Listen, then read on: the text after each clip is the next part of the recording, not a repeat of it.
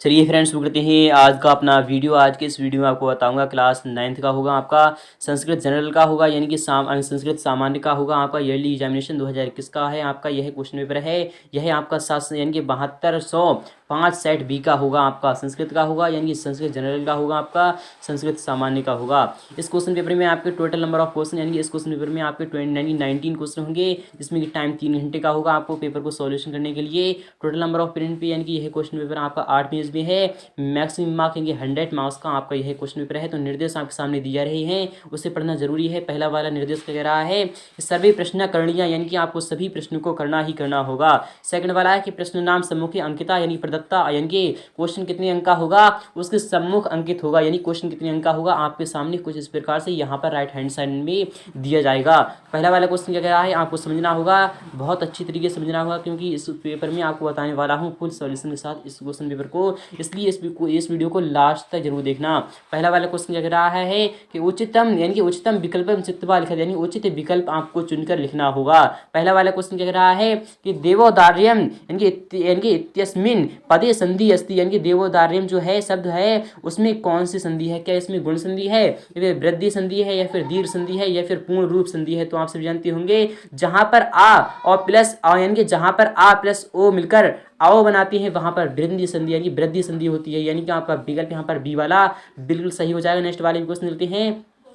Second वाला भी question आता है कि राज प्लस श्री, राज प्लस ऋषि, यानी कि भवती, यानी कि राज प्लस श्री यानी कि ऋषि इज इक्वल टू क्या हो जाएगा। तो आप सभी जानते होंगे राज श्री होगा, यानी कि आपका विकल्प यहाँ पर ए वाला बिल्कुल सही हो जाएगा। यहाँ पर थर्ड दिखा रहा है बट यहाँ पर यह रॉन्ग होगा, क्योंकि राज प्लस ऋषि यानी कि राज ऋषि हो जाएगा, यानी कि आपका विकल्प यहाँ पर पहला वाला यहाँ पर आ जाएगा। नेक्स्ट वाला भी क्वेश्चन मिलते हैं।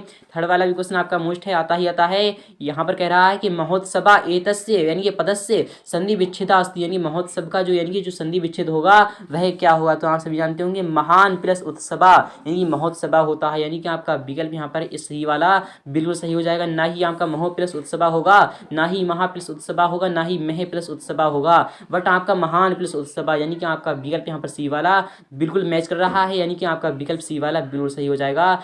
फोर्थ वाले क्वेश्चन भी आपका मोस्ट है कि दीर्घ संधि उदाहरण अस्ति, यानी कि दीर्घ संधि का जो उदाहरण है इसमें कौन सा होगा। तो पहले तो आपको पता होना चाहिए यानी दीर्घ संधि होती कैसी है। तो जहां पर आ प्लस, यानी कि जहां पर आ प्लस बड़ी ई या फिर छोटी ई इज इक्वल टू बड़ी ई की मात्रा बनाती है, तो वहां पर यानी कि दीर्घ संधि होती है। तो कपीशा, यानी कपीश जो है इसमें दीर्घ संधि होगी, क्योंकि यहाँ पर आ मिल रहा है, यानी कि पामी आ मिल रहा है, फिर ऊपर से ई की यानी बड़ी की मात्रा भी मिल रही है, यानी कि बड़ी जब मात्रा मिलती है आ प्लस ई इक्वल टू आपका ई होता है। तो कपीशा यानी कपीश में आपकी दीर्घ संधि होगी। बट यहाँ पर बात करें कि गणेश में कौन सी संधि है, तो यहाँ पर भी आप देख लीजिए कि ए प्लस यानी कि आ प्लस, यानी कि यहाँ पर बात हो रही है कि ए, यानी कि आ plus A is equal to आपका यहाँ पर ए है, यानी कि ए है, तो यहाँ पर आपका कौन सी होगी, तो यहाँ पर यण संधि हो जाएगी यहाँ पे।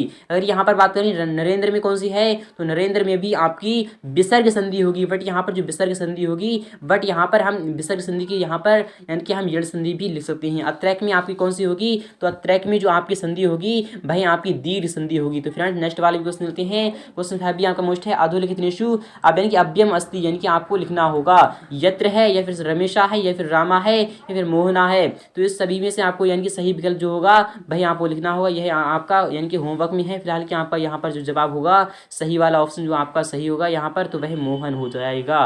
नेक्स्ट वाले भी क्वेश्चन मिलते हैं। क्वेश्चन सेकंड भी आ चुका है, यहाँ सामने मोस्ट है, आता है। यहाँ पर बात हो रही है कि उचितम विकल्पम चित्तवा लिखते, यानी कि उचित विकल्प आपको चुनकर लिखना होगा। क्वेश्चन सेकंड का पहला वाला क्वेश्चन कह रहा है कि तत्पुरुष समास से उदाहरण अस्ति, यानी तत्पुरुष समास का जो उदाहरण है तो इन सभी में से कौन सा है। तो पहले तो आपको ये पता होना चाहिए कि तत्पुरुष समास का जो उदाहरण होता है वह यानी कि तत्पुरुष समास होता है वह होता क्या है। तो यह आपको पता होना चाहिए, तभी आप समझ सकते हो कि कौन सा समास क्या उदाहरण है। तो फिलहाल क्या आपका यहाँ पर जो पीताम्बर है, तो क्या यह पीताम्बर तत्पुरुष समास है। तो यहाँ पर ये सही दर्शा रहा है, क्या यह सत्य है, क्या आपको यह सत्य लग रहा है। नहीं, पीताम्बर एक तत्पुरुष समास का यानी कि उदाहरण नहीं है, बट दीन यानी कि दीन दानम, यानी कि आपका जो सही जवाब होगा वही आ जाएगा आपका ऑप्शन नंबर सी। नेक्स्ट वाले क्वेश्चन मिलते हैं कि बाण हता इत्यस्य पदस्य समासा विग्रह अस्ति, यानी कि बाण हता में कौन सा यानी कि जो इसका जो पद समास विग्रह है वह क्या होगा। तो बाण से प्लस हता होगा या फिर क्या होगा। तो आप सभी जानते होंगे यानी कि बाणा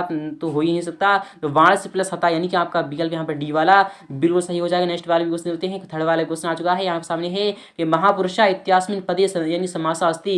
तो महापुरुष में कौन सा समास है? तो आपको पता होगा कि यहाँ पर कर्म की बात हो रही है, यानी कि महान है जो पुरुष अर्थात कर्म की बात हो रही है, तो यानी कर्मधारय समास ही होगा यहाँ पर। नेक्स्ट वाले क्वेश्चन लेते हैं। क्वेश्चन नंबर 4 क्या कह रहा है कि अधोलिखितेषु पदेषु उपसर्गा युक्तम पदम चित्वा लिखत आपको लिखना होगा। अनुभवती होगा, अनला होगा या फिर अनिला होगा या फिर अग्नि होगा। तो आप सभी जानते होंगे अनुभवती होगा, यानी कि आपका विकल्प यहाँ पर ए वाला बिल्कुल सही हो जाएगा। नेक्स्ट वाले क्वेश्चन लेते हैं। क्वेश्चन 5 भी आ चुका है। अवतारा इत्यास्मिन पदे उपसर्गा अस्ति, यानी कि इसमें कौन सा उपसर्ग है? तो उपसर्ग पहले लगते हैं और इनके प्रत्यय बाद में लगते हैं। तो आप सभी जानते होंगे अब इनके अवतार होता है फिर इनकी तारा होता है। तो आप सभी जानते होंगे यहाँ पर कौन सा है? तो यहाँ पर अब है, यानी कि अब उपसर्ग है बट तारा में अब यानी कि जुड़ा है, यानी कि आपका विकल्प यहाँ पर डी वाला बिल्कुल सही हो जाएगा। नेक्स्ट वाले क्वेश्चन लेते हैं।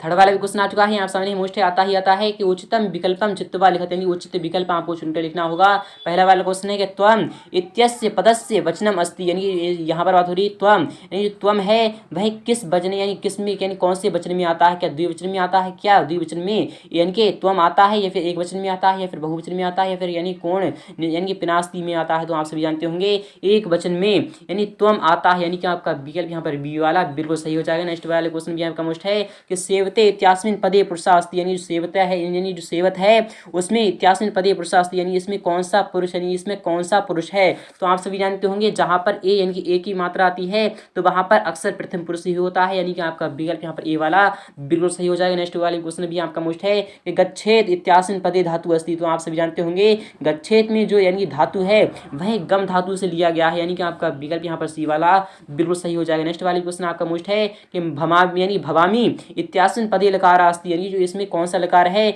भवामी में कौन सा लकार है? क्या इसमें लट लकार है या फिर लंग लकार है या फिर लोट लकार है या फिर लिट लकार है? तो आप सभी जानते होंगे इसमें कौन सा लकार है? तो इसमें वर्तमान काल है, यानी कि लट लकार होगा, यानी कि आपका विकल्प यहाँ पर ए वाला बिल्कुल सही हो जाएगा। नेक्स्ट वाले क्वेश्चन भी आपका मोस्ट है अद्य रविवासरा, यानी कि अद्य रविवासरा अस्ति, यानी कि अस्ति वाक्य अव्ययम अस्ति, इसमें यानी कि कौन सा यानी कि जो इसमें अव्यय है यानी कि इसमें कौन सा वाक्य अव्यय है? तो अद्य यहाँ पर बात हो रही है अद्य, यानी कि आज रविवार है, यानी कि आज रविवार है, यानी कि अद्य आपका आंसर निकल कर आ जाएगा, यानी कि आपका विकल्प यहाँ पर ए वाला बिल्कुल सही हो जाएगा। नेक्स्ट वाले क्वेश्चन भी आपका मोस्ट है आता है उच्चतम विकल्पम चित्वा लिखत, यानी कि आपको इसमें भी उचित विकल्प चुनकर ही लिखना होगा। उच्चतम विकल्प चित्त यानी कि चित्वा लिखत आपको उचित विकल्प चुनकर लिखना होगा। यह क्वेश्चन भी आपका 5 अंक का होगा।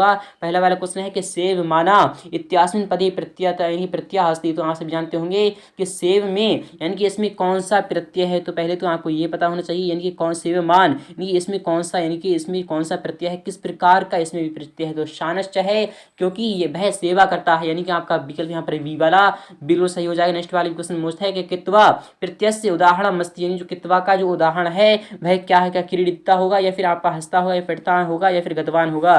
तो आपका यानी कित्वा है यानी कि करता है, यानी क्रीडिता यानी कि आप वह खेलता है, यानी कि आपका विकल्प यहाँ पर डी वाला बिल्कुल सही हो जाएगा। नेक्स्ट वाले क्वेश्चन भी आपका मोस्ट है आता है कि पा प्लस तुमुन भवती, यानी पा प्लस तुमुन इक्वल टू क्या होगा? वह पतितुम हो जाएगा, यानी पतितुम आपका सही जवाब हो जाएगा, इसलिए आपका विकल्प यहाँ पर डी वाला यानी कि मोस्ट होगा आपका, यानी कि यह आपका सही हो जाएगा।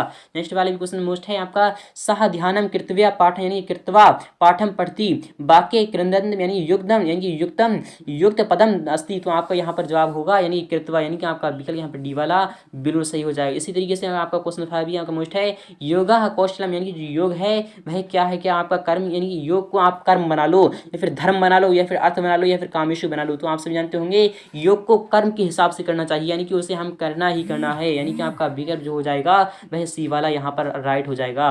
इसी तरीके से क्वेश्चन 5 भी आपका मोस्ट आता है कि प्रदत्त शब्द यानी कि जो आपके सामने रिक्त स्थान रिक्त स्थान नाम पूर्ति करनी है, यानी कि जो आपके सामने विकल्प दी जा रही है उसके आधार पर ही आपको प्राप्त करना है, यानी कि आपको खाली स्थान भरना होगा। तो क्वेश्चन 5 का पहला वाला क्वेश्चन है सुकर्मा महान भक्ता। तो फ्रेंड जो सुकर्मा है वह महान भक्त है, किसका महान भक्त है? मातृ का है या फिर पितृ का है, यानी कि पिता का है या फिर माता का है? तो जो सुकर्मा है वह महान भक्त पिता का है, यानी कि आपका विकल्प यहाँ पर सेकंड वाला आ जाएगा। नेक्स्ट वाला क्वेश्चन भी आपका मुष्ट है आरुणी डैश भक्ता आसी। तो जो फ्रेंड जो आरुणी है वह किसकी भक्त है? क्या गुरु की है या फिर पितृ की है? तो वह गुरु की यानी कि गुरु की है, इसलिए आपका विकल्प यहाँ पर पहला वाला आ जाएगा। इसी तरीके से आपका थर्ड वाला क्वेश्चन है कि व्यवहारेण जायन्ते यानी कि रिप वस्तथा यानी कि जो आपका यहाँ पर जवाब आ जाएगा वह आ जाएगा यहाँ पर मित्राणी। नेक्स्ट वाला क्वेश्चन है कि ते निर्गुणम भवंती दोषा, तो आपका जो जवाब आ जाएगा वह आएगा प्राप्ति। नेक्स्ट क्वेश्चन है देहस्त डैश व्रत धारणम चा, तो आपका यहाँ पर सार आ जाएगा निकल कर। तो फ्रेंड्स आपके समझ में आ चुका होगा। इसी तरीके से क्वेश्चन 6 भी आपका मोस्ट है आता ही आता है। क्वेश्चन 6 में कह रहा है यानी निम्नलिखितेषु प्रश्नेषु त्रिणायाम उत्तराणी संस्कृत भाषायाम एक वाक्येन उत्तरत, यानी कि आपको इन सभी क्वेश्चन में से किन्हीं 3 क्वेश्चन के जवाब संस्कृत में लिखना होगा। पहला वाला क्वेश्चन है कि भारत माता कै वंदिता, जो भारत माता है वह किसकी वंदिता करती है यानी कि वंदना करती है। देहस्य सारम यानी देहस्य सारम किम है, या फिर आपको यहाँ पर बात हो रही है कि युक्तेन प्राणायाम प्राणायामेन किम भवति, और यहाँ पर बात हो रही है कि हितो यानी कि हितोपदेशस्य रचनाकारा कहा दशरथा किमर्थम बना यानी कि बनम गतवान, तो आपको यह सभी को सॉल्यूशन करना होगा। यानी कि यह आप अगर आप चाहते हैं इसका फुल सॉल्यूशन तो आपको बता दूंगा, इसका फुल सॉल्यूशन भी नेक्स्ट वीडियो में फिलहाल चलते हैं। क्वेश्चन 7 भी चलते हैं आ चुका है आपके सामने मोस्ट आता ही आता है। अधोलेखनेषु शब्देषु द्वयो शब्दों रूपाणी निर्देशानुसार त्रिषु यानी कि वचनेषु लिखत, आपको लिखना होगा राम तृतीया विभक्ति, यानी जो राम की है वह तृतीया विभक्ति क्या होगी। तो आप सभी जानते होंगे रामा हर रामम रामेण, यानी कि जो इसकी राम की जो तृतीया विभक्ति होगी वह आपकी जो होगी वह रामेण होगी, यानी कि रामेण आपका आंसर निकल कर आ जाएगा। यानी कि जो राम की तृतीया विभक्ति है वह रामेण आ जाएगी निकल कर। नेक्स्ट क्वेश्चन है गुरु षष्ठी विभक्ति। तो फ्रेंड्स जो गुरु की जो षष्ठी विभक्ति होती है वह कौन सी होती है,